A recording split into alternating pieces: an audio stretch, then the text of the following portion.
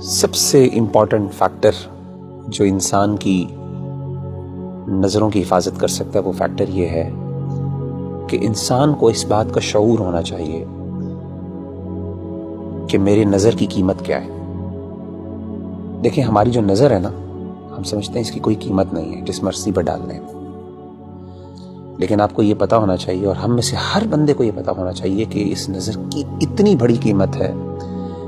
کیوں؟ کیونکہ اس نظر نے اللہ رب العزت کو دیکھنا ہے جنت۔ قیامت کے دن نبی صلی اللہ علیہ وآلہ وسلم نے فرمایا جب اہل جنت کو اللہ جنت میں بھیج دیں گے نا تو اللہ جنتیوں سے سوال کریں گے کہ اے میرے بندو هل تريدون شيئا ازيدكم، کیا تمہیں کوئی چیز اور بھی چاہیے تاکہ میں تمہیں دوں؟ تو اہل جنت کہیں گے اللہ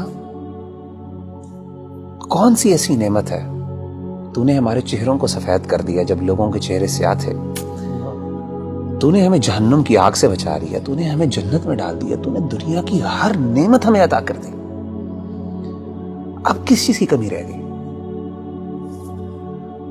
تو نبی صلی اللہ علیہ وسلم نے فرمایا کہ اللہ تعالیٰ پھر نور کے جو پردے ہیں ان کو حکم دیں گے، وہ ہٹ جائیں گے اور اہل جنت اپنے رب کو دیکھیں گے۔ نبی صلی اللہ علیہ وسلم نے فرمایا کہ فما اعطوا شيئا احب اليهم من النظر الى ربهم او كما قال عليه الصلاة والسلام، کہ اس پوری جنت میں کوئی ایسی نعمت نہیں ہوگی جو اس نعمت سے بڑی نعمت ہوگی کہ جب ایک بندہ اپنے رب کو دیکھے گا۔ اور صحابہ نے بڑے حیران ہو کے پوچھا، انہوں نے کہا کہ اللہ کے رسول هل نرى ربنا، ہم اپنے رب کو دیکھیں گے؟ کیسے دیکھیں گے؟ مطلب they were like imagining the situation۔ صحیح مسلم کی حدیث ہے، آپ صلی اللہ علیہ وسلم نے فرمایا هل تضارون في رؤية القمر ليلة البدر، کیا اندھیری رات میں جب 14ویں کا چاند نکلتا ہے، اندھیرے میں بالکل گھپ اندھیرا ہوتا ہے، اس میں 14ویں کا جب چاند نظر آتا ہے، فل مون جسے ہم کہتے ہیں، کیا آپ کو کبھی مشکل ہوئی ہے اس چاند کو دیکھتے ہوئے؟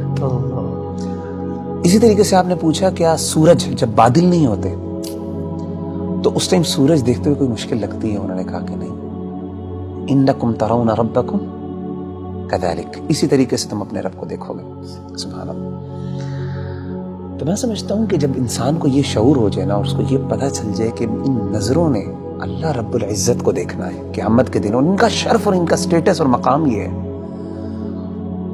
تو کوئی بندہ یہ پسند نہیں کرے گا کہ جن نظروں نے اتنی پاکیزہ ذات کو دیکھنا ہے وہ کوئی اللہ معاف کرے گندی چیزوں کو اور گندی فلموں کو اور اللہ کی حرام کردہ چیزوں پہ نظر ڈالے۔